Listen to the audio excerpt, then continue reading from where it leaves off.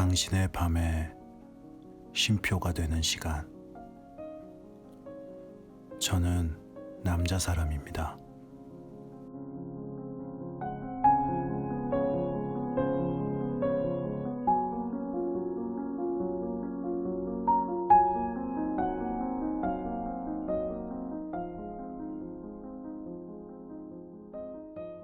안녕하세요. 오랜만에 이렇게 인사드리는 것 같습니다. 한 일주일 만인 것 같은데요. 그동안 바쁜 일이 좀 있어서 그런 것들 좀 정리하고 마무리 잘 하고 이렇게 다시 녹음을 하게 되었습니다. 한 일주일 동안 이제 장마가 왔고 혹시나 그 장마로 인해서 이 비로 피해를 보신 분이 없기를 바라봅니다. 예전에 방송에서 한번 말씀을 드린 적이 있는지 모르겠지만 저는 이 비가 오는 그 소리를 들으면서 잠드는 것도 좋아하고 또 비가 오고 있는 그런 풍경을 넋놓고 보고 있는 것도 참 좋아하는데요. 근데 이번 장마는 유별나게 이 소나기가 자주 왔던 것 같아요. 시원하게 쏟아지는 비를 바라볼 때 참 뭔가 내 마음도 시원해지는 듯한 느낌이 드는데 여러분은 어떤 기분이 들까요? 그리고 참 정말 이제는 지긋지긋하다는 말밖에는 나오지 않는 이 코로나가 다시 4차 대유행이 시작됐죠. 이제 다음 주부터 거리두기 4단계로 이제 격상을 한다고 하는데 참 이제는 백신도 맞고 하면서 어느 정도 수그러들 거라 생각이 들었는데 참 앞일은 정말로 알 수 없는 것 같아요. 이번 이제 4차 대유행 같은 경우에는 이 델타 변이 바이러스가 또 포함이 돼 있어서 20대, 30대가 또 많이 걸리기도 하고 이 더 무서운 거는 이 본인이 걸린지도 잘 인지를 못할 수 있다고 하더라고요. 그러니까 혹시라도 뭔가 감기 같은 그런 뭔가 몸에 조금이라도 불편한 사항이 있거나 좀 이상이 있는 것 같으면 이 검사를 받아보시기를 권장합니다. 나도 나지만 우리 주위에 가족들이나 친구들한테 피해가 갈 수도 있으니까요. 여튼 우리 모두 이번에도 그동안 잘 견뎌낸 것처럼 잘 이겨낼 수 있길 기도해 보겠습니다. 잘 견뎌낼 거예요.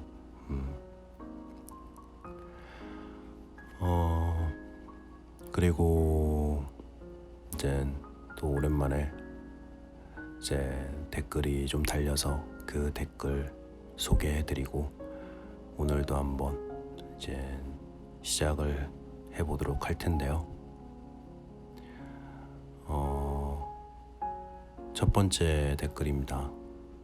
멀리 가는 향기님. 자주 댓글을 남겨주시는 분인데 한번 읽어보도록 하겠습니다. 오랜만에 안부 전하네요.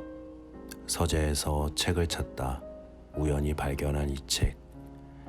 2002년 어느 날이라고 적혀있는 이 책이 요즘 계속 남사님께 들어서인지 오랜 지인을 만난 듯 반갑더군요.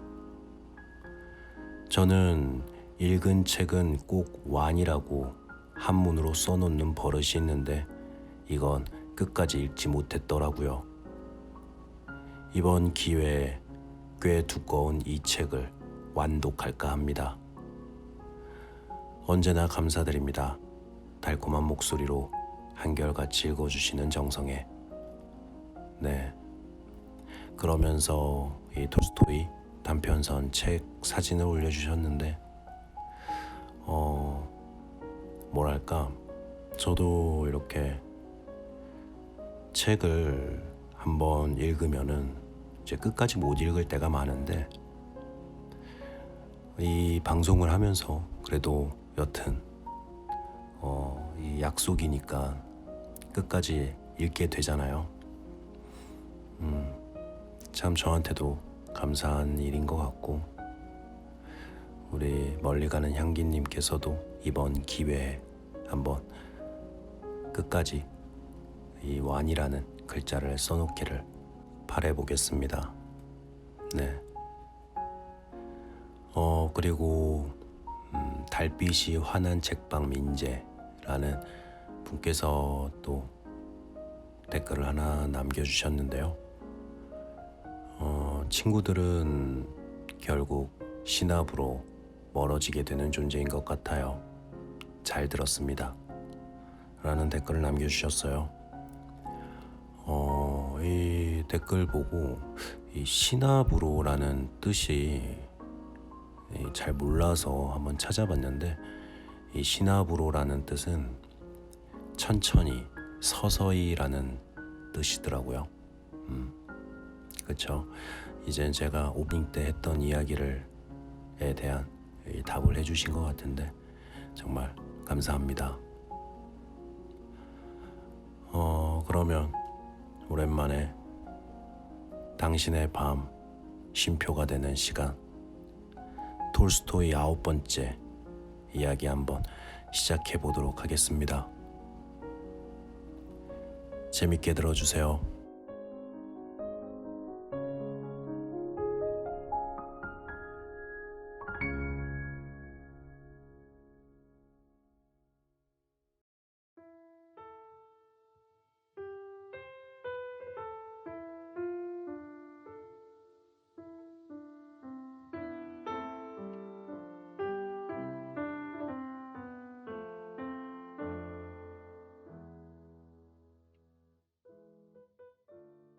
코르네이 바실리에프.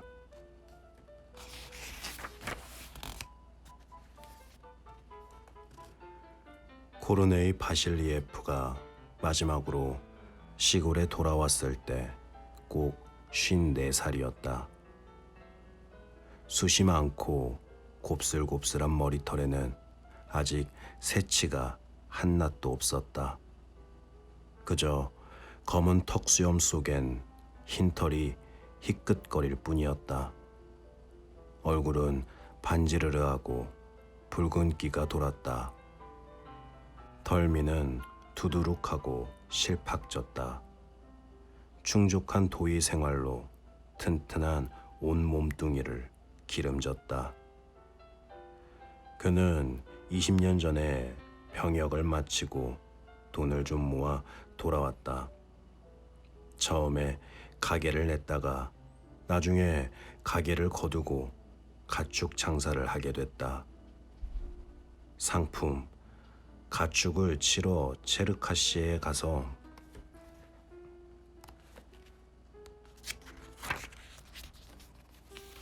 모스크바로 몰아왔다. 가야 마을에 그의 생철로인 돌집에는 노모와 두 자식, 계집아이와 사내아이를 거느린 아내와 또 15살 난 벙어리인 어버이를 여인 조카, 그리고 머슴이 한 사람이었다. 코르네이는 2번째 장가를 들었다. 전처는 악질인데다 병치레만 하던 여자로 기출로 없이 죽어버렸다. 그래서 그는 벌써 그리 젊지도 않은 호라비꼴로 이웃 마을의 가난한 과부의 딸인 튼튼하고 아리따운 처녀에게 채취했다. 자식들은 그 후처의 소생이었다. 코르네이는 이지막의 상품을 모스크바에서 똑똑히 재미를 보고 팔았다. 그리하여 그는 한 3천 루블가량의 목돈을 잡았다. 코르네이는 자기의 마을에서 그리 멀지 않은 곳에 파산한 지주에게서 나무갓을 사며 벌이가 된다는 얘기를 한 고향 사람에게서 들어 알고 있었다. 그는 가끔에다가도 한 번 더 손을 대볼까 하고 생각했다. 이 장사 속을 그도 모르는 것은 아니었다. 군문에 들어가기 전에 나뭇갓의 장사치한테서 견습 점원으로 일했던 적이 있었던 것이다. 가야 지방으로 도는 철도역에서 코르네이는 한 고을 사람인 애꾸눈의 쿠지마를 만났다. 쿠지마는 기차가 올 때마다 손님을 맞으러 가야에서 비리비리하고 덥수룩한 두 필의 조랑말이 끄는 썰매를 몰고 나왔다. 쿠자마는 가난했다. 그래서 부자는 누구나 유달리 돈 많은 코르네이를 싫어하고 있었다. 그는 코르네이를 코르뉴시카로 부르고 있었다. 양피의 반 외투 위에 털가죽 외투를 받쳐 입은 코르네이는 손에 여행용 가방을 들고 정거장의 출구로 나와 배를 쑥 내밀고 헐떡거리면서 발을 멈췄다. 그리고 사방을 돌아보았다. 아침이었다.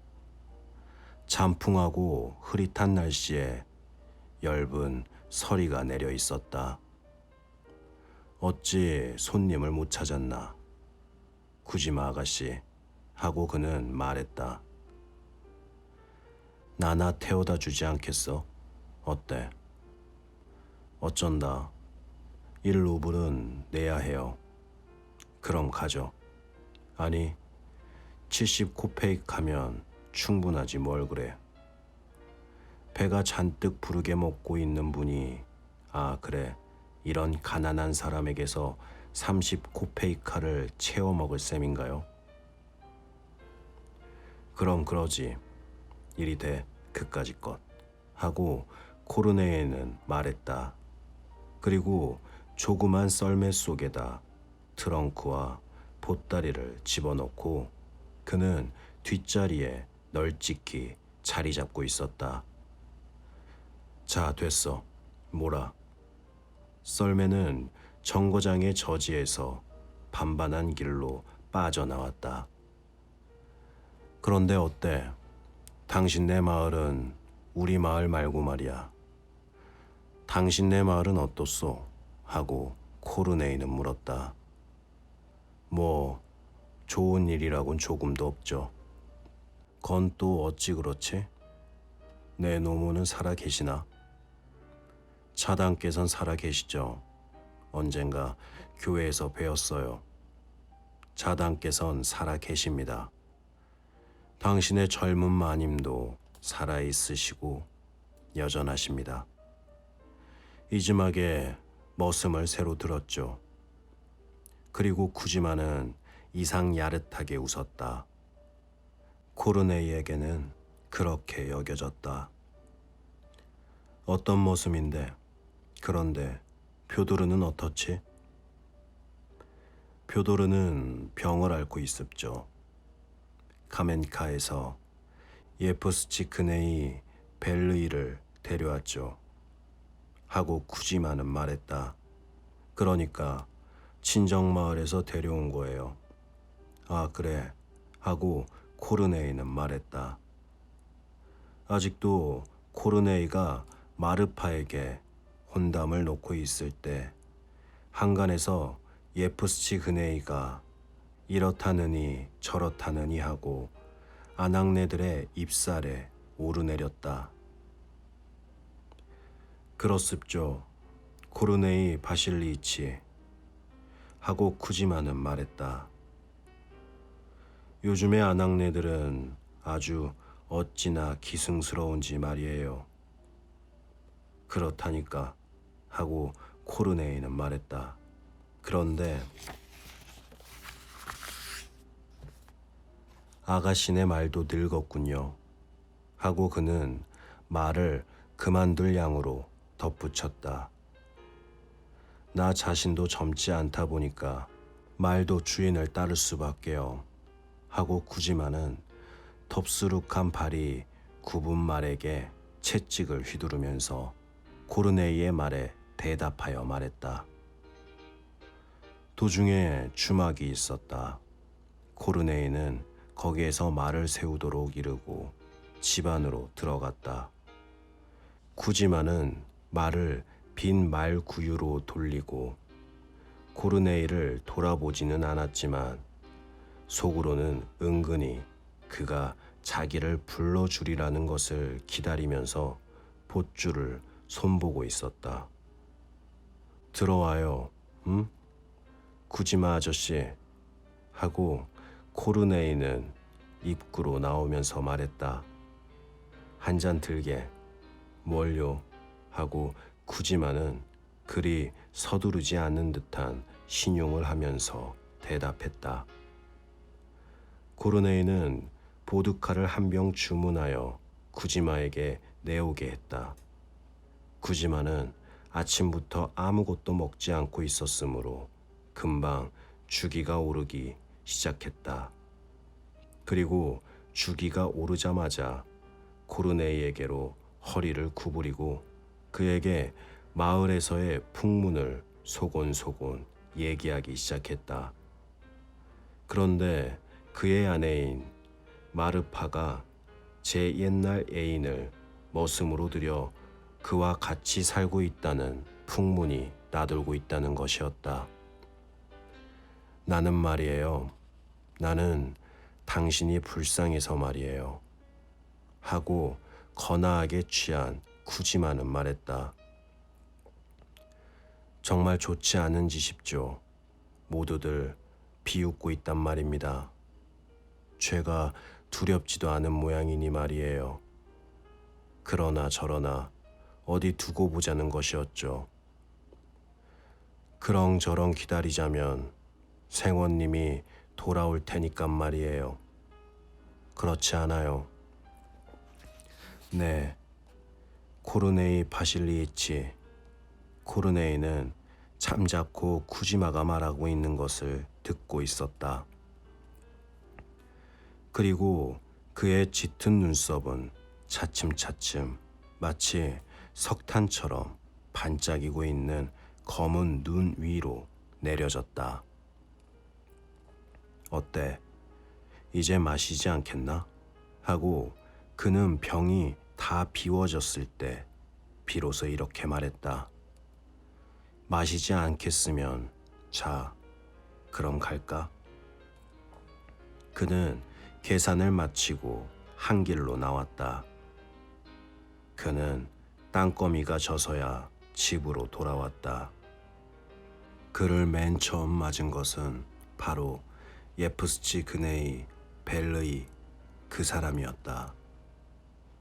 도중 내내 그의 머리에서 떠나지 않았던 사람이었다.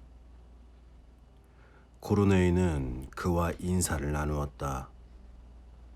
예프스치 그네이의 당황하는 듯한 비쩍 마른 새하얀 얼굴을 보자 코르네이는 그저 알다가도 모르겠다는 듯이 고개를 저었다. 개새끼 같으니라고. 대포를 들었구나 하고 그는 쿠지마의 말에 대하여 생각했다. 그러나 아직은 모를 일이다. 아무튼 알아나 보자. 쿠지마는 말 옆에 서서 한눈으로 예프스치 그네이를 눈짓하고 있었다. 그러니까 우리 집에 살고 있단 말이지?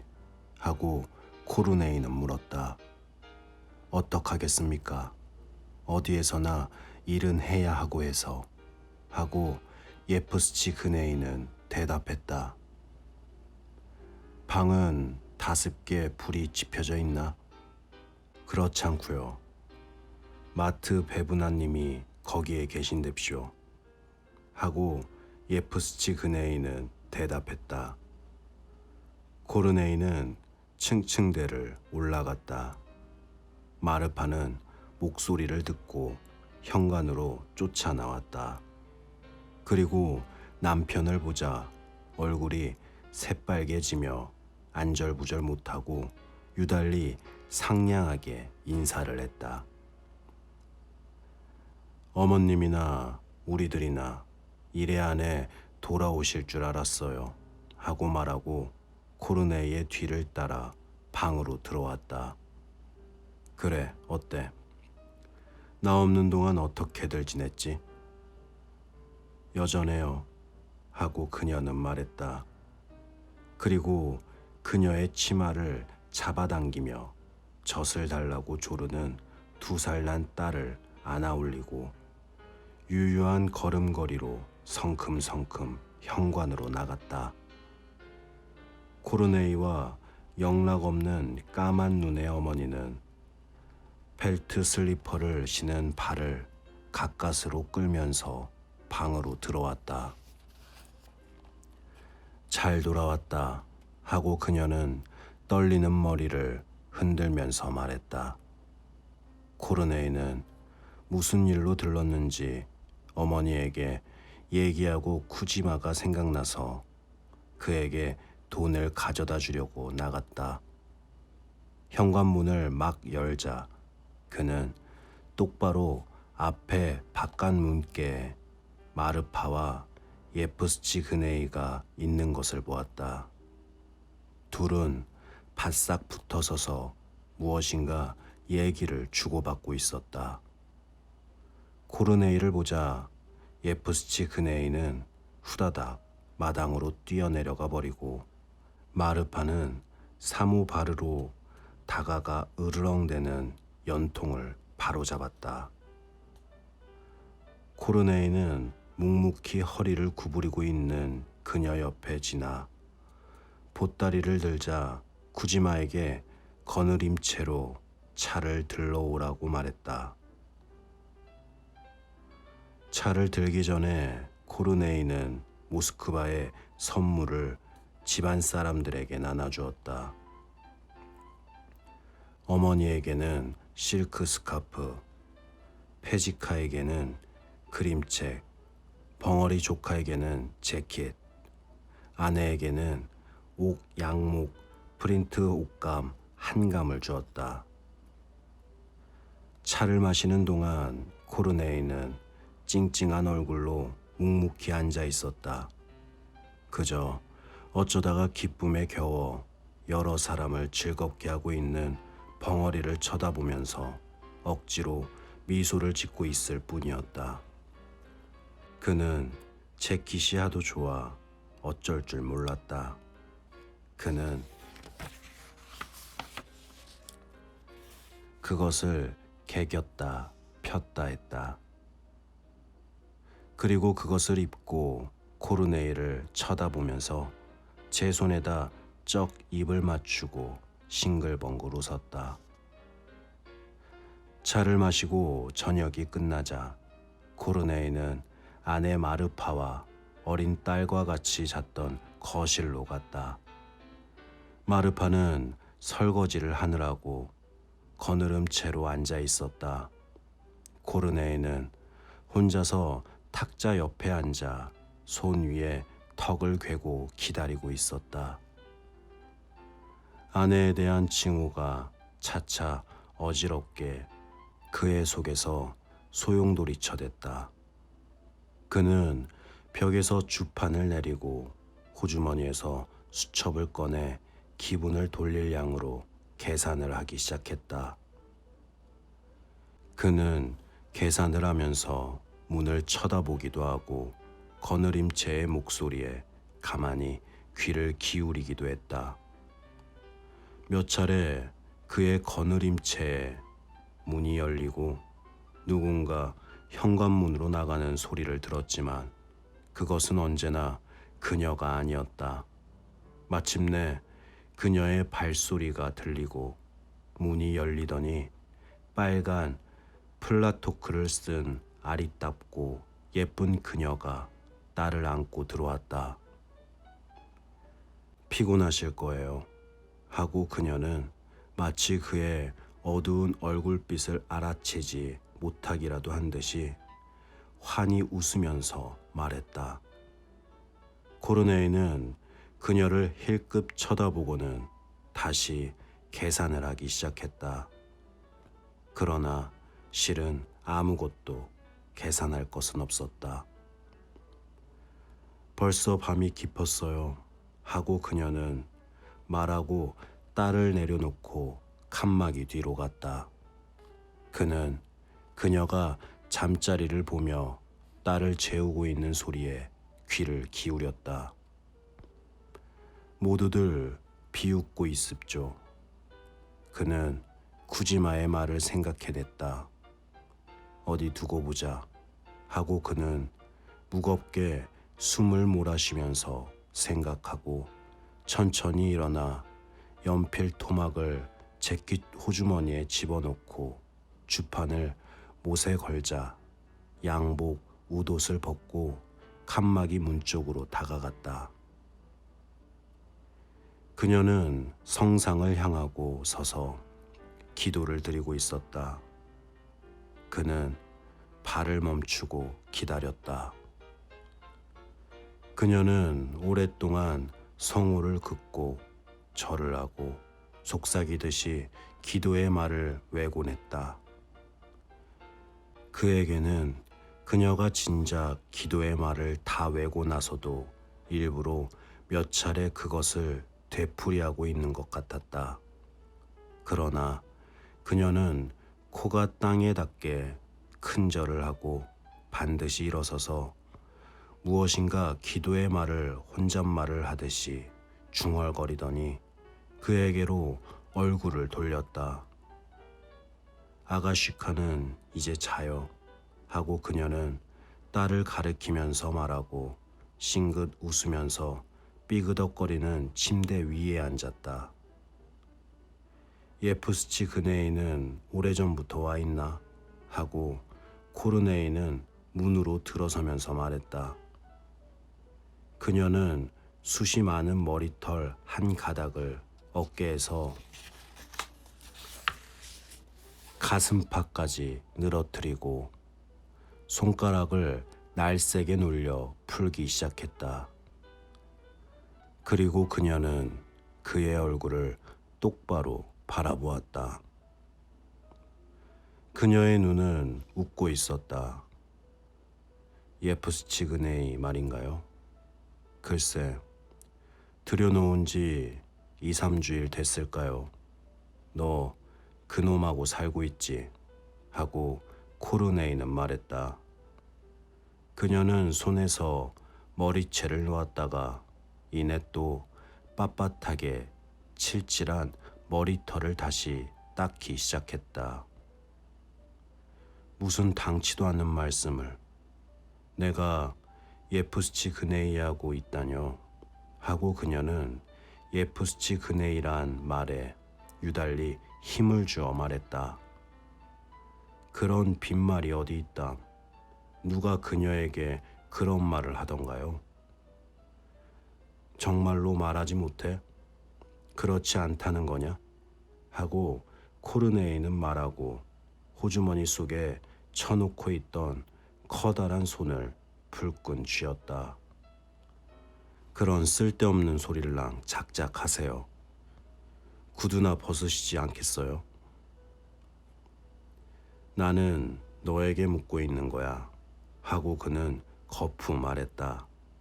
어머나, 별일도 다 있군요. 예프스치 그네이한테 미치다니. 하고 그녀는 말했다.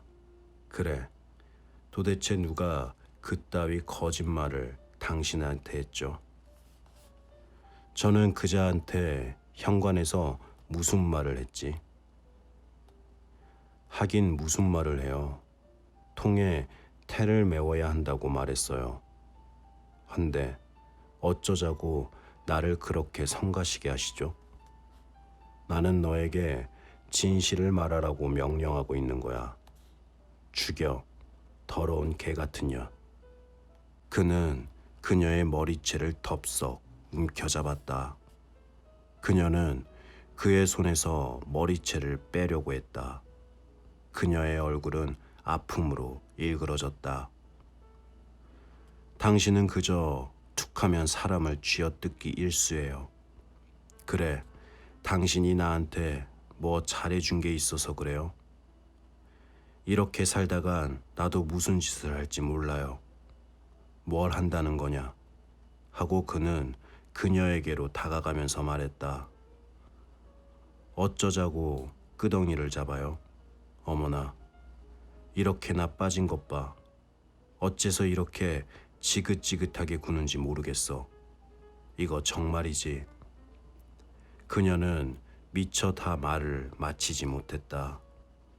그는 그녀의 손을 움켜잡아 침대에서 획 끌어내리자 머리며 옆구리며 가슴 패기를 치기 시작했다. 그가 치면 칠수록 그의 가슴 속에 징후는 더욱더 불타올랐다. 그녀는 고함을 지르고 막으며 달아나려고 했으나 그는 그녀를 놓지 않았다. 딸이 잠을 깨어 어머니에게 매달렸다. 엄마 하고 딸이 울부짖었다.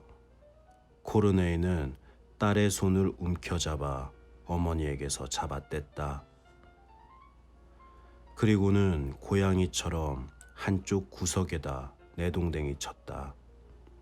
딸은 외마디 소리를 지르고는 몇 초 동안인가 아무 소리도 들리지 않았다. 강도, 애기 죽여 하고 마르파는 외치고 딸 쪽으로 몸을 일으키려고 했다. 그러나 그는 또다시 그녀를 움켜잡고 가슴 패기를 후려쳤기 때문에 그녀는 넉장거리로 나가 떨어져 역시 외침 소리를 뚝 그쳤다. 다만 딸만이 숨도 쉬지 않고 죽자구나 하고 울부짖고 있었다. 누모가 머릿수건도 쓰지 않고 더부룩하게 흩어진 허연 머리털에 고개를 덜덜 떨고 비트적거리면서 방 안으로 들어왔다. 그리고 코르네이와 마르파는 보지도 않고 하염없이 눈물로 흠뻑 젖어 있는 손녀 옆으로 다가가 번쩍 안았다. 코르네이는 괴로운 듯이 숨을 쉬고 마치 금방 잠에서 깨어나 자기가 지금 어디에 누구와 같이 있는지도 모르는 양 둘레를 돌아보면서 우두커니 서 있었다. 마르파는 고개를 들고 신음하면서 피투성이가 된 얼굴을 옷소매로 닦았다. 걔 망난이야 하고 그녀는 말했다. 그래, 나는 예프스치 그네이하고 살고 있고 전에도 살았다. 자, 어디 죽여봐라. 그리고 아가시카도 내 딸이 아니다. 그 사람 딸이다. 하고 그녀는 잽싸게 내뱉듯이 말하고 또 치기를 기다리면서 팔꿈치로 얼굴을 가리고 있었다. 그러나 코르네이는 마치 아무것도 모르는 양 그저 한숨만 토하고 두리번거릴 뿐이었다. 아니, 그래, 어린 계집애에게 이게 무슨 짓이라.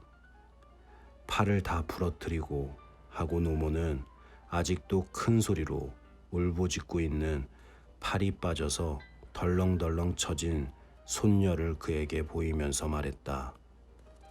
코르네이는 획 돌아서서 묵묵히 현관의 층층대 쪽으로 나갔다. 바깥은 언제나 마찬가지로 꽁꽁 얼어붙어 있는 데다 음산한 날씨였다. 눈송이가 화끈화끈 달아오른 볼이며 이마 위에 떨어졌다. 그는 층계 위에 앉아 난간 위에 눈을 쓸어 한 줌 입에 넣었다. 문 뒤에서는 마르파의 신음소리와 딸의 애처롭게 우는 소리가 들려왔다. 그는 이윽고 현관문이 열리더니 노모가 딸을 안고 거실에서 나와 현관을 지나 거느림채 쪽으로 가는 소리를 들었다. 그는 일어서서 거실로 들어갔다. 심지를 줄인 램프가 탁자 위에서 조그맣게 가물거리고 있었다. 칸막이 뒤에서는 그가 들어옴과 동시에 꺼진 마르파의 신음소리가 들리고 있었다. 그는 말없이 옷을 걸쳐 입자 걸상 밑에서 트렁크를 꺼내어 그 속에서 자기의 물건들을 주섬주섬 주워넣고 새끼를 잡아맸다. 왜 나를 죽이는 거냐? 왜? 내가 도대체 무슨 짓을 했다고? 마르파는 애처로운 목소리로 말하기 시작했다. 코르네이는 대꾸도 하지 않고 트렁크를 들어 문께로 날렸다. 상놈의 새끼, 강도 같으니라고. 어디 두고 보자. 내 놈에게 천벌이 내리지 않을 성심냐? 하고 전혀 딴 목소리로 앙칼지게 그녀는 말했다.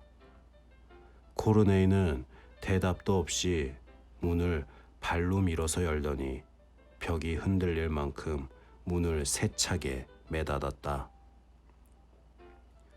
거느림채로 들어가면서 코르네이는 벙어리를 깨워 말채비를 하라고 일렀다. 벙어리는 단번에 잠이 깨지 않아 놀란 듯이 미심쩍게 작은 아버지의 얼굴을 쳐다보면서 두 손으로 머리를 긁적이고 있었다. 그러나 마침내 자기에게 요구되고 있는 것을 알자 잠자리를 차고 일어나 벨트 장화를 신고 반외투를 걸쳤다. 그리고 초롱을 들고 마당으로 나갔다. 코르네이가 벙어리와 함께 조그만 썰매를 몰고 대문을 나와 어제 저녁 쿠지마와 함께 돌아왔던 그 길을 되돌아갈 때 벌써 날은 훤히 새고 있었다. 발차 5분 전에 정거장에 닿았다. 벙어리는 그가 표를 사자 트렁크를 들고 기차에 타는 것을 보고 있었다. 그리고 기차가 보이지 않게 되려고 할 쯤에 그에게 고개를 끄덕여 인사를 했다. 마르파는 얼굴에 입은 상처 외에 갈빗대가 2대 부러지고 머리가 깨졌다. 그리고 힘이 있고 건강하며 젊은 그녀는 채 반년도 못 가서 나아버렸다. 상처 하나 남지 않았다. 그러나 딸은 영구히 반병신이 되고 말았다. 팔의 뼈가 2군데나 부러져 팔이 굽어버렸다. 코르네이가 떠나버린 뒤로 그의 소식을 아는 사람은 한 사람도 없었다. 그가 살아있는지 죽어버렸는지 아는 사람은 없었다.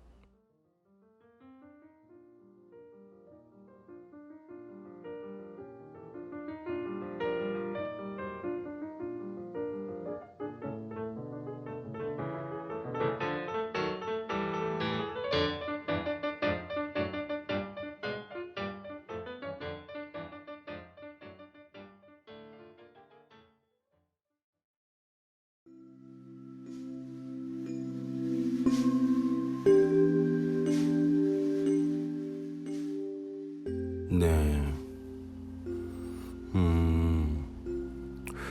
그동안과의 내용과는 좀 많이 다른 성격의 작품이었던 것 같은데요.